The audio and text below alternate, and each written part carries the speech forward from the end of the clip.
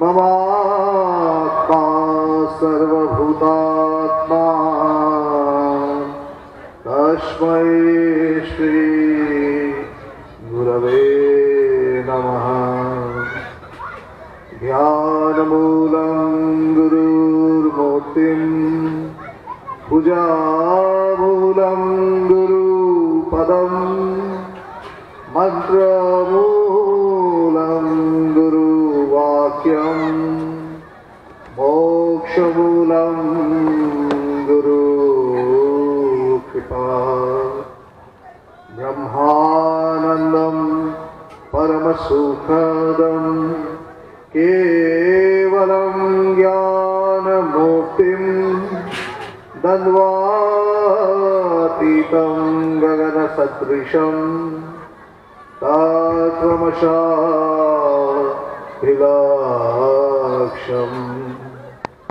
एकं नित्यं। হবে না, তখন বসে পড়বেন, তখন বসে পড়ে আনন্দ করবেন, উপভোগ করবেন। তো সেই হচ্ছে সন্তুষ্টি। আত্ম উপলব্ধি হলে কি হয়, জীবনে সন্তুষ্টি আসে। সন্তুষ্টি হলে কি হয়, যেই পরিস্থিতিতেই আপনি থাকুন না কেন, ভগবান শ্রীকৃষ্ণ যেমন ওই যুদ্ধের মধ্যেও মিচকি মিচকি হাসছে, সেখানে যখন গোপীদের সাথে কিছুক্ষণ আগে মহারাজ বললো না, আমরা সত্যি সত্যি আমরা কৃষ্ণকে খুব, আমরা ভগবান শ্রীকৃষ্ণের কুরুক্ষেত্র রূপটাকে বলি না, আমরা কি দেখি, কৃষ্ণ বলতে কি রাধা কৃষ্ণ। আমরা কৃষ্ণের গোপী প্রেম আমাদের খুব ভালো লাগে, আমাদের কৃষ্ণের সেই গরু চড়ানো খুব ভালো লাগে, আমাদের কৃষ্ণের সেই মাখন চুরি খুব ভালো লাগে। কিন্তু কৃষ্ণের ক্যারেক্টারের যে এই সাইডটা রয়েছে, যেখানে সে কুরুক্ষেত্রে একজনকে ইন্সপায়ার করছে, ওইখানে যদি কৃষ্ণ ইন্সপায়ার অর্জুনকে না করতো, অর্জুন যদি ওই গান্ডিব যদি আর না উঠাতো, কুরুক্ষেত্রের যুদ্ধ কিন্তু ওই দিনকেই শেষ হয়ে যেত। আজকে কিন্তু নারীরা যে ডিগনিটির সাথে বাঁচতে পারছে, সেই ডিগনিটির কথা সেদিনকেই শেষ হয়ে যেত, কারণ সেখানে একটা নারীর ডিগনিটির উপর প্রশ্ন ছিল। তার জন্যই তো কুরুক্ষেত্র যুদ্ধ হয়েছিল, দ্রৌপদীর বস্ত্রায়নের জন্য। তো সেদিনকে যদি অর্জুন গান্ডিব না উঠাতো, তাহলে আপনাদের নারীদের কোনো ডিগনিটি থাকতো না, কারণ অধর্মের জয় হতো। সেইখানে কৃষ্ণ কিন্তু অর্জুনকে ফোর্স করলো। কিভাবে ফোর্স করলো? কনভিন্স করলো। তাই একজন জ্ঞানীর ভীষণ শক্তি থাকে, সে জগৎকে কনভিন্স করে, মোটিভেট করে। সে নিজে কোনোদিনও অস্ত্র ধরলো না। 18 দিনের মধ্যে একদিনই ধরেছিল কিছুক্ষণের জন্য, তারপর ছেড়ে দিয়েছে।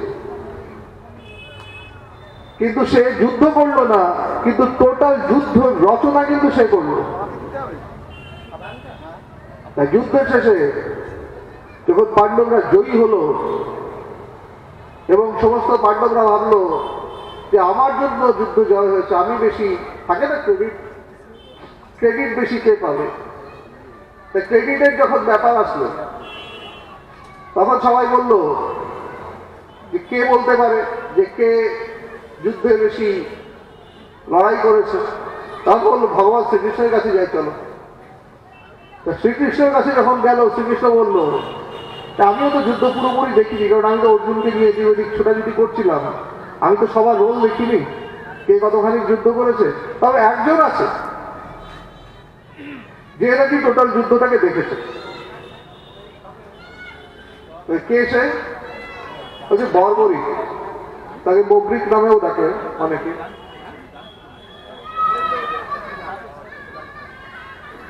বর্বরিকের কাছে চল। যখন বর্বরিকের কাছে যাওয়া হলো, বর্বরিক একজন যোদ্ধা ছিল, সে যুদ্ধ করতে এসেছিল এবং তার গল্পটা লম্বাই আছে, শর্টে বলছি। শ্রীকৃষ্ণ বললো যে না, তুমি যুদ্ধ করতে পারবে না। তা তখন বললো যদি যুদ্ধ না করতে পারি তাহলে আমি এখানেই আমার প্রাণ দেবো। বলছে ঠিক আছে দাও। তা বলছে আমার যুদ্ধ দেখার খুব ইচ্ছা। বলছে ঠিক আছে, আমি তোমাকে বরদান দিলাম, তুমি যতদিন যুদ্ধ চলবে তুমি বেঁচে থাকবে। তো তার বর্বরিকের মাথাটা কেটে লাগিয়ে দেওয়া ছিল এক জায়গায়, যেখান থেকে এসে পুরো যুদ্ধভূমি দেখতে পারে। তখন যখন বর্বরিকের কাছে যাওয়া হলো, তখন বললো বর্বরিক বলো তো এই যুদ্ধের নায়ককে, কে সব থেকে বেশি যুদ্ধ করেছে? তখন বর্বরিক বলছে যে আমি তো দেখলাম এক ভগবান শ্রীকৃষ্ণের চক্রই সমস্ত কুরুক্ষেত্রের মধ্যে ঘুরে বেড়াচ্ছিল, আমি তো অন্য কাউকে যুদ্ধ করতে দেখলাম না। তাই টোটাল যুদ্ধের রচনা কিন্তু শ্রীকৃষ্ণই করেছিল। সে থামানোর চেষ্টা করেছে, কিন্তু যখন থামেনি তখন এমন ভয়ঙ্কর যুদ্ধ করেছে যে কাউকে আর রাখেনি। ধর্মক্ষেত্রে কুরুক্ষেত্রে সমাবেত উৎসব, সবাই সবাই এক জায়গায় এসছে ধর্মক্ষেত্রে। কেন? শ্রীকৃষ্ণ জানতো যে যদি কাউকে একজনকেও যদি রাখি, একটুকু যদি শিকড় থাকে ওখান থেকে আবার তৈরি হবে। তাই একদম পুরো কুরু বংশকে নির্বংশ করে দিল এবং পাণ্ডব বংশকেও নির্বংশ করে দিল।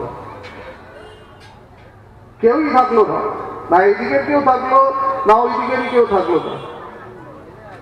টোটাল সিচুয়েশনটাকে নিউট্রাল করে দিল। তাই বর্বরিক বলল যে সমগ্র যুদ্ধের মধ্যে আমি এক শ্রীকৃষ্ণের সুদর্শনকেই চারিদিকে ঘুরে বেড়াতে দেখলাম, ছুটে বেড়াতে দেখলাম। কর্তা একমাত্র সেই। এর জন্য বলছে একজন জ্ঞানীর শক্তি ওটা সাধারণ বুদ্ধির বাইরে। সাধারণ বুদ্ধি দিয়ে আমরা যতখানি ভাবি আমি এই করতে পারবো ওই করতে পারবো, একজন জ্ঞানীর অনেক দূরদৃষ্টি থাকে, তার শক্তিও অনন্ত থাকে। কেন? সে অনন্তর সাথে কানেক্টেড থাকে, সে অনন্ত হয়ে থাকে। সে খণ্ডিত চৈতন্য নয়, সে পূর্ণ চৈতন্য। আমাদের মধ্যে খণ্ডিত চৈতন্য কাজ করে, চেতনা কাজ করে। আর একজন জ্ঞানীর মধ্যে সে অখণ্ডের সাথে কানেক্টেড থাকে, তো তাই সে অখণ্ডই হয়ে থাকে। কেউ যদি ইলেকট্রিকের সাথে হাত দিয়ে রাখে, তার সারা শরীরটা ইলেকট্রিফাইড হয়ে যায় না? তাকে ছুলে পরে কি হবে? ইলেকট্রিক শক খেতে হবে। কেন? সে এখন ইলেকট্রিফাইড হয়ে আছে।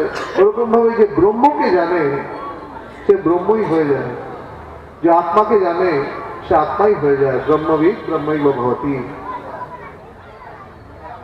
তাই শ্রীকৃষ্ণ এত সাংঘাতিক। সে সবাইকে নিয়ে চলতেও পারে, আবার সে নিজের বংশ ধ্বংস করে দিতে পারে, সবকিছু ধ্বংস করে দিতে পারে। তাই যে জ্ঞানী হয় আত্মজ্ঞানী, যার আত্মজ্ঞান হয়েছে সেই ব্রহ্মা, সেই বিষ্ণু, সেই মহেশ, তার মধ্যেই সমস্ত শক্তি থাকে। তাই এই প্রসঙ্গ করছি কেন? বলছে আমাদের প্রত্যেকের মধ্যে একটা অর্জুন আছে, আমাদের প্রত্যেকের মধ্যে একটা কৃষ্ণও আছে। আমাদের যেই মনটা সংশয়যুক্ত সেটা হচ্ছে অর্জুন, আর আমাদের ভেতরে যে একটা বিবেক কাজ করে সেই বিবেক হচ্ছে কৃষ্ণ। তাই বিবেককে জাগ্রত করে, বিবেককে জাগিয়ে রেখে নিজের জীবনটাকে সেইভাবে সাজান। যদি জীবনে আনন্দে আছেন, যদি জীবনে শান্তিতে আছেন, আমি বলছি না যদি জীবনে সুখী আছেন, কারণ সুখ কাউন্টিংয়ে আসে না। সুখী থাকা মানে শান্তিতে থাকা নয়। যদি জীবনে শান্তিতে আছেন, যদি জীবনে আনন্দে আছেন, তাহলে আপনি ভালো আছেন, তাহলে আপনি লাইনে আছেন। আর যদি জীবনে শান্তিতে নেই, যদি জীবনে আনন্দ নেই, যদি জীবনের উৎসাহ হারিয়ে ফেলেছেন, জীবনটা যদি এখন বোঝের মতো মনে হয়, তাহলে বুঝবেন লাইনচ্যুত হয়েছে। এবং এই লাইনচ্যুত আপনাকে অন্য কেউ করেনি, আপনারই যে এই বুদ্ধিমান মন যে ভাবে আমি সব জানি, আমাকে বোঝাতে এসো না, সেই মনটাই গন্ডগোল করেছে। তখন কি করতে হয়? তখন অর্জুনের মতো সারেন্ডার করতে হয়। কার কাছে সারেন্ডার করতে হয়? আচ্ছা, একজন এমনের কাছে যে নাকি এই জীবনের অঙ্কটা মেলাতে পেরেছে, তাকেই বলে গুরু। অর্জুন কৃষ্ণ একই বয়সী, কিন্তু কৃষ্ণ অর্জুনের গুরু। তার কাছে সে বলছে তুমি আমাকে বোঝাও তোমাকে ছাড়া আমি বুঝতে পারবো না, তুমি ছাড়া কেউ আমাকে বোঝাতে পারবে না, সে কিন্তু সারেন্ডার করলো। জীবনে যদি ভালো আছেন সারেন্ডার করার দরকার নেই, আর যদি জীবনে কষ্টে আছেন, ত্রিতাপ জ্বালায় যদি ভুগছেন, তাহলে একজন গুরুর কাছে গিয়ে নিজেকে, গুরু তাকে নিয়ে যে নাকি নিজেও শান্তিতে আছে, তার কাছে গিয়ে সারেন্ডার করুন। সে তখন আপনাকে আস্তে আস্তে বোঝাবে, সে একটা সাধন দেবে, সে সাধন হিসাবে আপনি চললে পরে আপনি দেখবেন আপনি শান্তি পাচ্ছেন, আপনি আনন্দ পাচ্ছেন, আপনি শক্তি পাচ্ছেন। আর কেন পাচ্ছেন জানেন? কারণ ওটা কোথাও হারায় না। আমাদের শান্তি, আমাদের শক্তি, আমাদের আনন্দ কোথাও হারায় না, ওটা হারাতে পারে না। কেন? স্বরূপত আমরা সচ্চিৎ আনন্দ।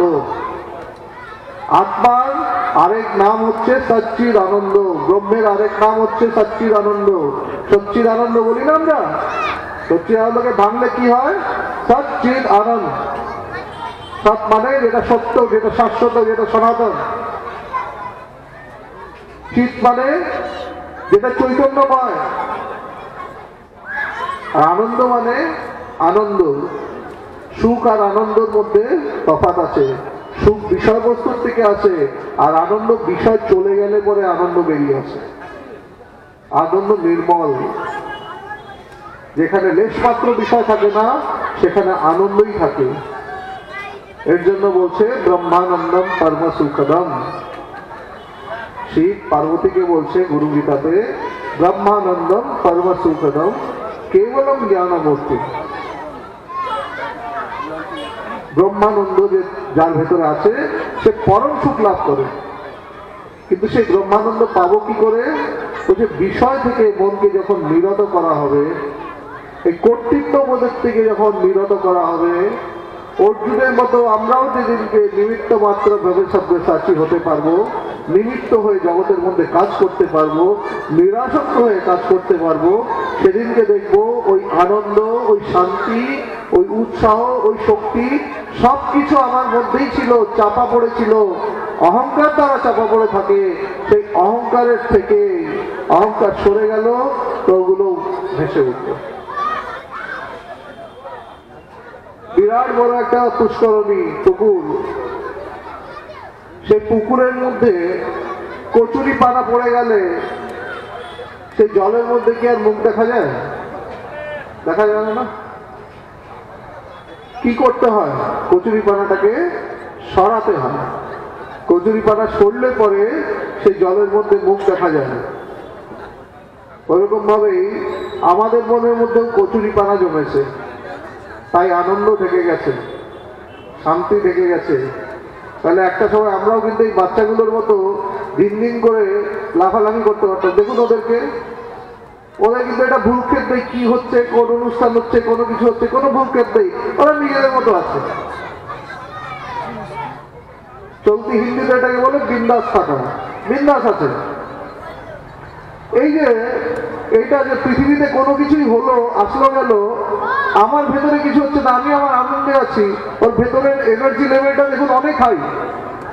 বাচ্চাগুলো ছোট ছোট, কিন্তু ওদের ভেতরের এনার্জি লেভেল অনেক হাই।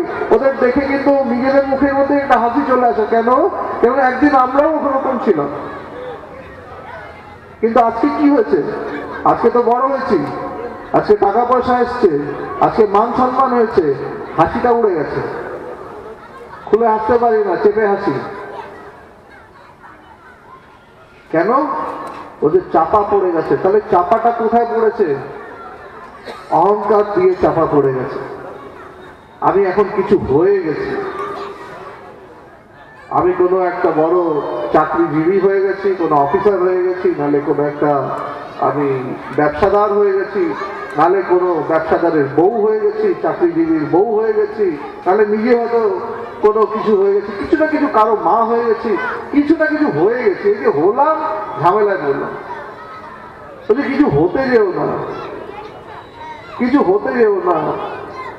ঠাকুর শ্রীরামকৃষ্ণ বলছে যখন দেখছে যে অহংকার যায় না, অহংকারকে ছাঁটাই করে রাখতে হয়, যেমন ঘাস ছাঁটাই করতে হয় না, কারো বাড়িতে যদি বাগান থাকে সেখানে ঘাস ছাঁটাই করে রাখতে হয়, তো যে অহংকার ব্রহ্মজ্ঞান হলে যায়, কিন্তু আবার একটু একটু করে ওই কচুরিপানা সরিয়ে দিলেও যেমন একটু একটু করে কচুরিপানা হতে থাকে, ওরকম ভাবে একটু একটু ফরমেশন হতেই থাকে ভেতরে, কোথা থেকে আসে কেউ জানে না। তাই সেই অহংকারকে ঠাকুর বলছে যাবি না যখন, বলছে থাক শালা দাস আমিও, দাস হয়ে থাক। কার দাস? ঈশ্বরের দাস হয়ে থাক। আমরা অন্যকে দাস বানাতে যাই, আমরা ঈশ্বরকে ভালোবাসতে গিয়ে ঈশ্বরকে দাস বানিয়ে ফেলি। ঠাকুর তোমাকে আজকে ভালো সন্দেশ দিয়েছি, আমার ছেলেটা যাতে ভালো পরীক্ষায় পাস করে, কন্ট্রাক্ট। আমরা ঈশ্বরের সাথে কন্ট্রাক্ট করি। ঈশ্বরকে সবসময় আমরা, স্বামী বিবেকানন্দ খুব ভালো লিখেছিলেন, এক্সাক্ট লাইনটা আমার মনে নেই, কিন্তু বলছে ঈশ্বরকে আমরা মিউনিসিপ্যালিটির ক্যানারি বানিয়ে ফেলি। কেন? কারণ তার সাথে আমাদের থাকে,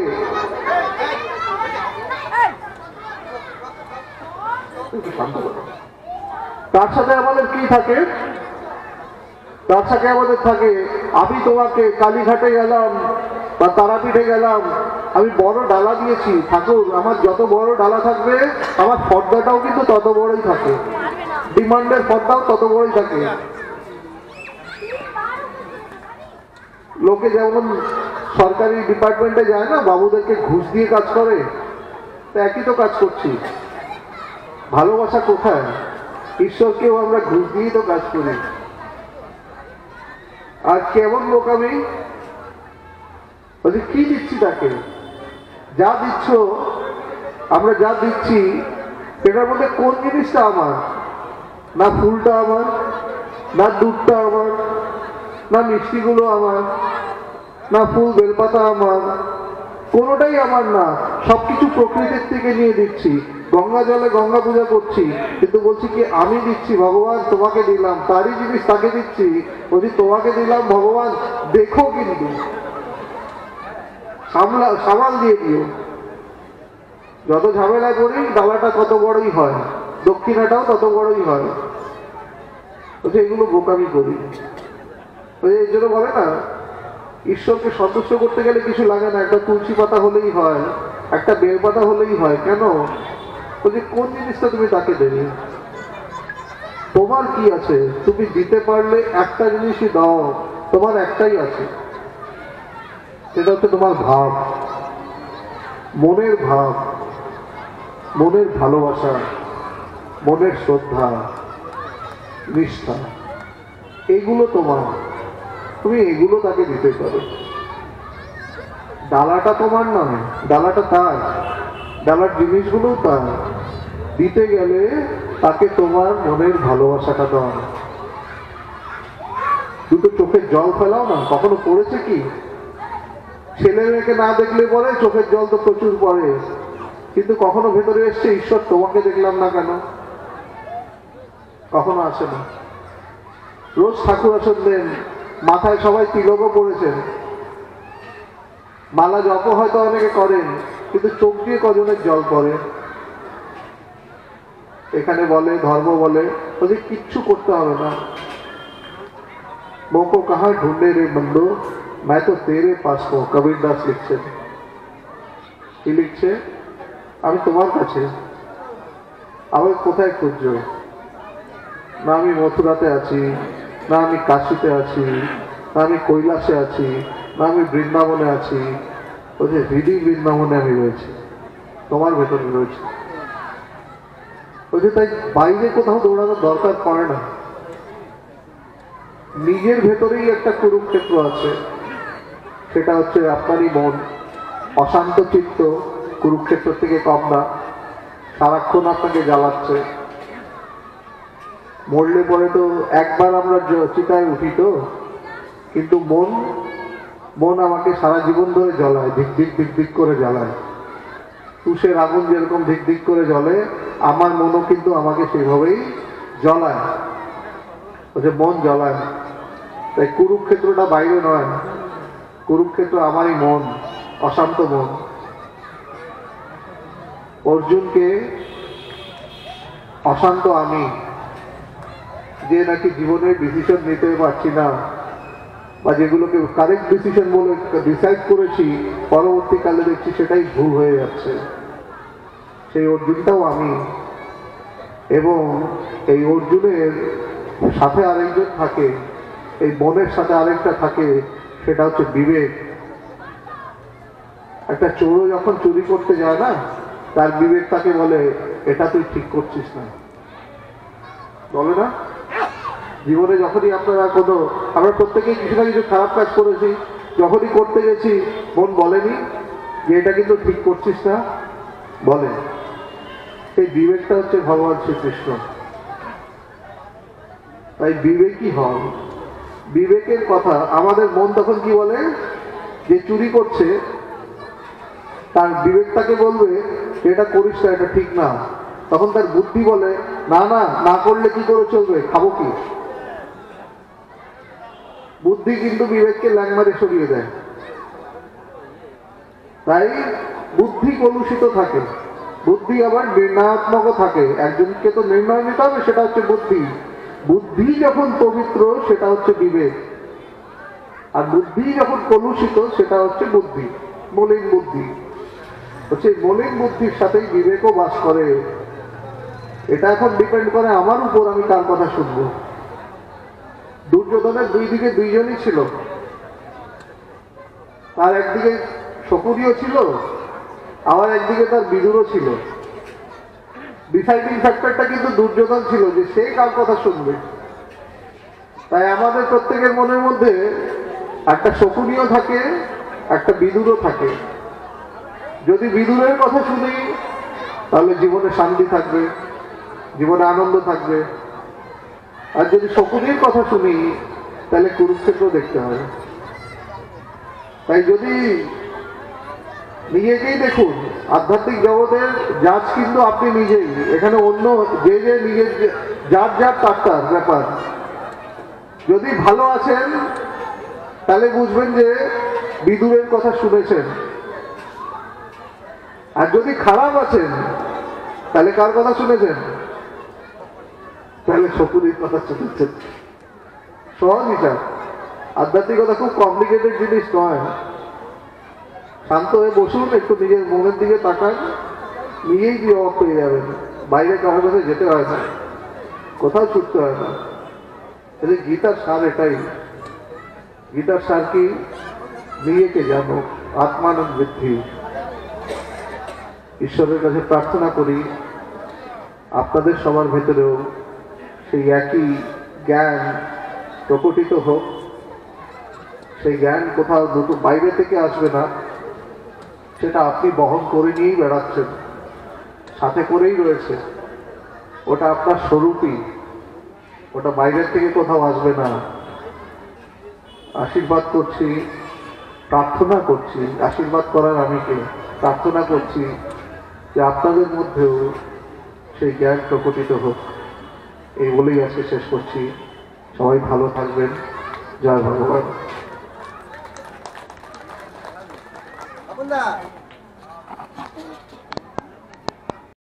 অনেক শ্লোক হুবহু কঠোর উপনিষদের থেকে রয়েছে, কেন উপনিষদের থেকে রয়েছে, বিভিন্ন উপনিষদের থেকে রয়েছে গীতার শ্লোকগুলো। তার মানে ভগবান শ্রীকৃষ্ণ যে কথাগুলো বলেছে সেগুলো কিন্তু কোনো নতুন কথা বলেনি, আমাদের উপনিষদের কথাই সে বলেছে। এবং এর জন্যই গীতাতে রয়েছে সর্ব উপনিষদ গাবদগ্ধা গোপালনন্দনা অর্জুন হচ্ছে সুধীর ভোক্তা গীতা অমৃত মাহে। যে অর্জুন কিন্তু সে সুধীর ভোক্তা, সে গীতা অমৃত পান করার জন্য পিপাসা রয়েছে তার মধ্যে। এবং তাকে কে পান করাচ্ছে? তাকে ভগবান শ্রীকৃষ্ণ পান করাচ্ছে। কি পান করাচ্ছে?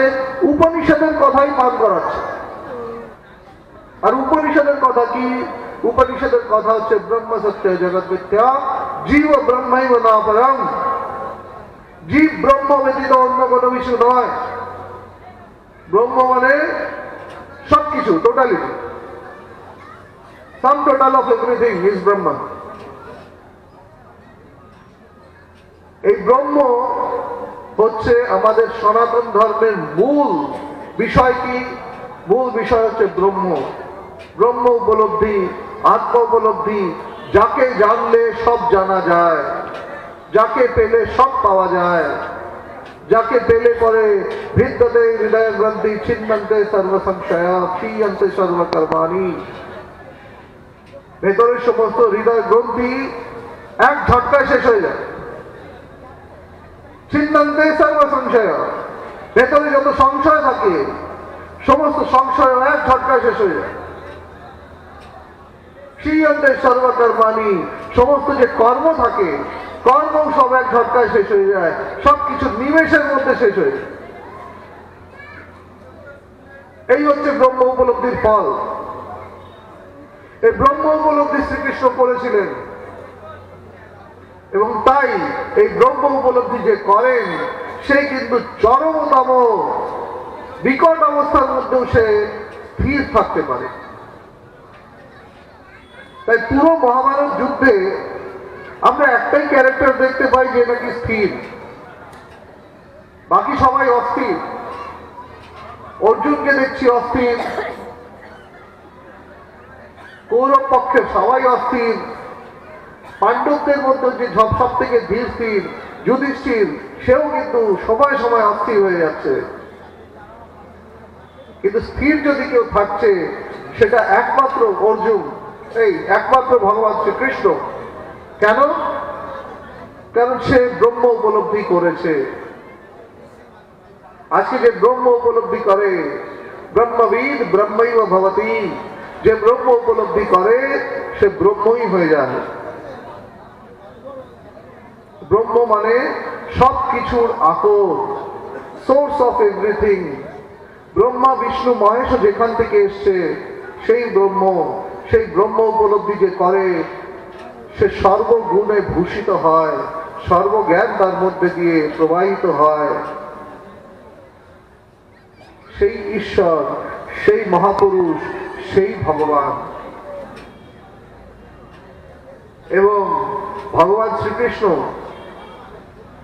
সমগ্র গীতার মধ্যে এক সেই ব্রহ্ম উপলব্ধির কথাই বলে গেলেন। তাই বলছেন, তুমি কেন নিজেকে কর্তা বলে ভাবছো অর্জুন? তুমি মাত্র আমার, তুমি তোমার এই যে অহংটা, এই অহংটাকে ছেড়ে তুমি জাস্ট কাজটা করে যাও। তোমাকে যে আমি করাচ্ছি বলে তুমি করছো।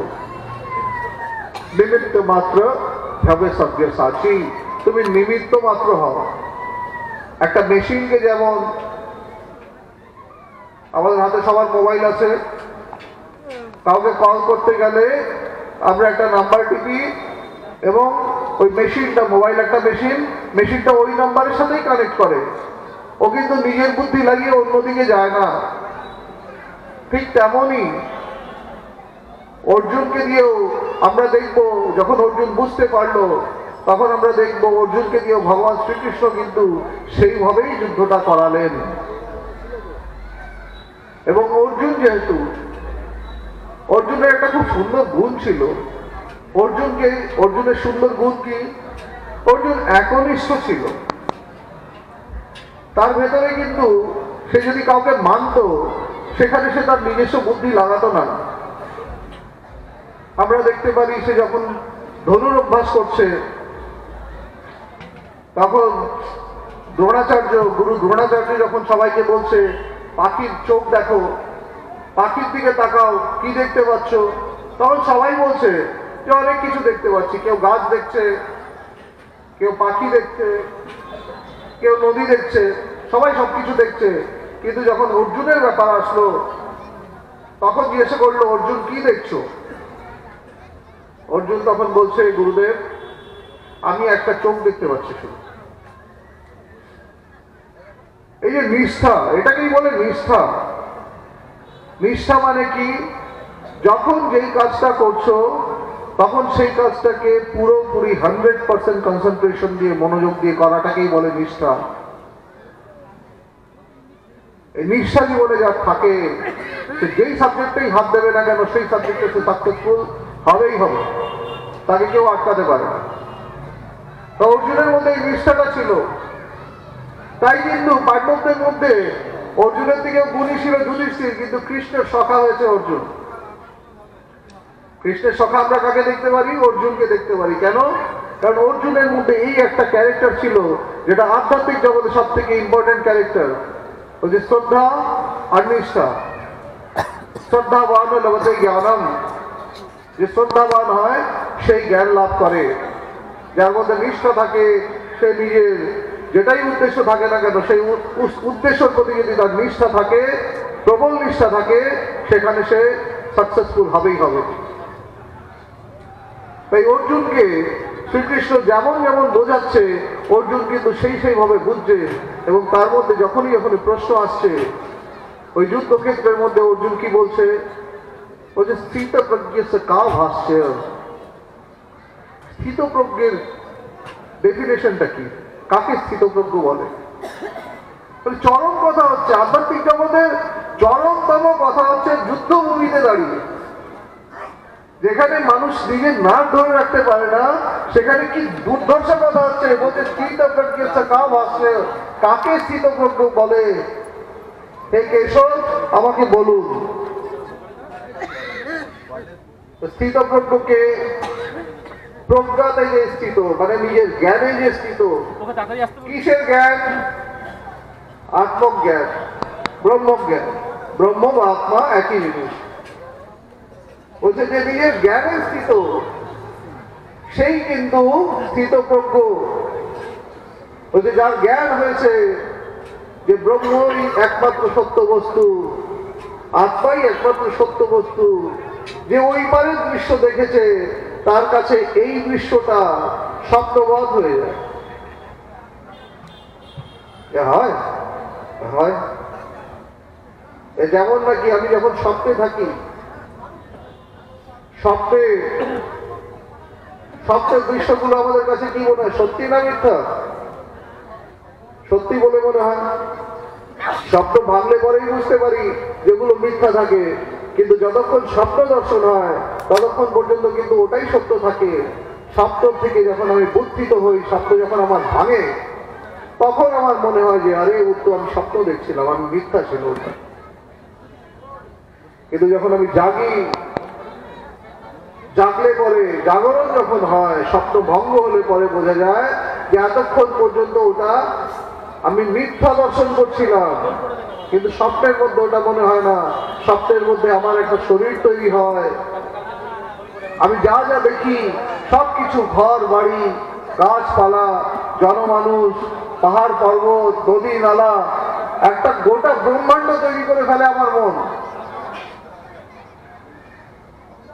আমরা নিজেদেরকে দুর্বল ভাবি, কিন্তু আপনারই এই দুর্বল মনের এতখানি ক্যাপাসিটি যে সে প্রত্যেক দিনই কিন্তু, প্রায় প্রত্যেক দিনই আমরা স্বপ্ন দেখি, প্রত্যেক দিনই কিন্তু সে একটা ব্রহ্মাণ্ড তৈরি করে। তাই যে ব্রহ্মাণ্ড তৈরি করে তার কতখানি ক্ষমতা থাকতে পারে ভাবো। তাই নিজেকে ফার্স্ট অফ অল দুর্বল বলে ভাববেন না। কেন? বলছে দুর্বলেরা কোনো কিছুই জীবনে করতে পারে না। নাহি আত্মা বলহীনে না লক্ষ্য, আত্মাকে কোনো বলহীন উপলব্ধি করতে পারে না, ব্রহ্মকে কোনো বলহীন উপলব্ধি করতে পারে না। তাই ফার্স্ট অফ অল নিজেকে ভাবুন যে আমি পারবো, আমি পারবো। এবং শ্রীকৃষ্ণ অর্জুনকে সেটাই বলছে, তুমি পারবে, তুমি খালি আমি যেমন ভাবে বলছি তুমি সেইভাবে করে চলো। নিমিত্ত মাত্র ভাবে সন্দেশাচি, আমি তোমাকে দিয়ে যেমন ভাবে করাচ্ছি তুমি সেইভাবেই করে চলো। তাই যেমন স্বপ্ন ভাঙলে পরে আমি বুঝি যে আমি এতক্ষণ মিথ্যা দর্শন করছিলাম, এখন আমি জেগে আছি। এই যে জেগে আছি, এটার থেকেও এক সময় আমার স্বপ্ন ভাঙে, এটার থেকেও এক সময় জাগরণ একটা হয়, যাকে বলে পারমার্থিক জাগরণ। সে পারমার্থিক জাগরণ হলে তখন বোঝা যায় যে এই যে আমি জেগে আছি, এই যে আমি জগৎটাকে দেখছি, আমি ব্যবহার করছি, এটাও আমার একটা স্বপ্ন। এই স্বপ্নেরও ভাঙন হয়। এটা একটু বেশি লম্বা স্বপ্ন, এটা 70-80 বছর পর্যন্ত চলে। জ্ঞান হলে পরেই উপলব্ধি হয়, আত্মজ্ঞান না হলে পরে এটা বছরকে বছর, জীবনকে জীবন চলতে থাকবে। যতক্ষণ না আত্ম উপলব্ধি হয় ততক্ষণ পর্যন্ত এই জগৎটা আমাদের কাছে সত্য বলেই মনে হবে। তাই ব্রহ্মসূত্রে বলেছে, মানুষ কি করছে, জীব কি করে, মৃত্যু সমৃত্যু গচ্ছতি, সে এক মৃত্যু থেকে আরেক মৃত্যু দিয়ে যেতে থাকে। তার মানে আমরা যে বেঁচে আছি এটাকে কাউন্টিং এর মধ্যে ধরা হয় না। জ্ঞানীদের দৃষ্টিতে এটা বেঁচে থাকা নয়, ওদের ঘুমাচ্ছ, ঘুমিয়ে আছো। তার প্রমাণ কি? প্রমাণ হচ্ছে উপনিষদে বলছে, উত্তিষ্ঠিত জাগ্রত প্রাপ্য বরানা নিবোধত, ওঠো জাগো এবং নিজের যেটা গন্তব্য সেটাকে লাভ করো। নিজের গন্তব্য কি? আত্ম উপলব্ধি। এর জন্য বারবার আমরা একটা জায়গাতেই এসে পৌঁছাবো, ঘুরে ফিরে ওই একটা কথাতেই এসে পৌঁছাবো, আত্মানং বৃদ্ধি, আত্মানং বৃদ্ধি, আত্মানং বৃদ্ধি। নিজেকে জানো, নিজেকে জানো, নিজেকে জানো। এই নিজেকে জানাই হচ্ছে সমস্ত খেলার মূল। যে নিজেকে জানলো তার সমস্ত সমস্যার সমাধান হয়ে গেল, সে সমাধিস্থ হয়ে গেল, সমাধিতে সমস্যার সমাধান হয়ে গেল, সমাধিতে গিয়ে সমাধান হলো। আর যে নিজেকে জানলো না সে সারা জীবন ধরে খুঁজতে থাকবে। কেমন ভাবে খুঁজতে থাকবে? ওদের সে সারা জীবন ধরে ভ্রমিত হয়ে থাকবে কস্তুরী মৃগর মতো। কস্তুরী মৃগ কেমন থাকে? সে একদিন গন্ধ পায় একটা, কোনটা নিত্য কোনটা অনিত্য ওটার বিবেক হওয়া দরকার। তাহলেই কিন্তু জীবনের অনেক সমস্যার সমাধান হয়ে যায়। তাহলেই জীবনে হতাশা থাকে না, তখনই জীবনে সত্যিকারের আনন্দ আসে। তখন এই খুচরো খুচরো আনন্দ আসে না। জগতের আনন্দ তো খুচরো আনন্দ। কেন আমরা সবসময় আমরা পিপাসায় দৌড়াচ্ছি। কেমন পিপাসা? শারীরিক পিপাসা, নালে পরে মানযশের পিপাসা, লোক পিপাসা, দেহ পিপাসা, শাস্ত্র পিপাসা। এই তিনটা পিপাসার কথা শাস্ত্র বলে। কেউ পাণ্ডিত্যের পেছনে দৌড়াচ্ছে, কেউ হাততালির পেছনে দৌড়াচ্ছে, আর কেউ এই দেহ সুখ পাওয়ার জন্য দৌড়াচ্ছে। এই তো এই পিপাসার পেছনে দৌড়াচ্ছি। কিন্তু স্বরূপ এর জন্য আমরা জীব, এই দৌড়াচ্ছি বলেই জীব। জীব বড় অসহায়, জীব সত্যি সত্যি বড় দুর্বল। কেন? জীব নিজের মনের দাসা। কিন্তু এই জীবত্বর পেছনেই, আমাদের প্রত্যেকের এই জীবত্বর পেছনেই আমাদের শিবত্ব লুকিয়ে রয়েছে। এই শিবত্বকে যেদিনকে জানতে পারবো, নিজের ভেতরের ওই সুন্দর জিনিসটাকে যেদিনকে জানতে পারবো, সেদিনকে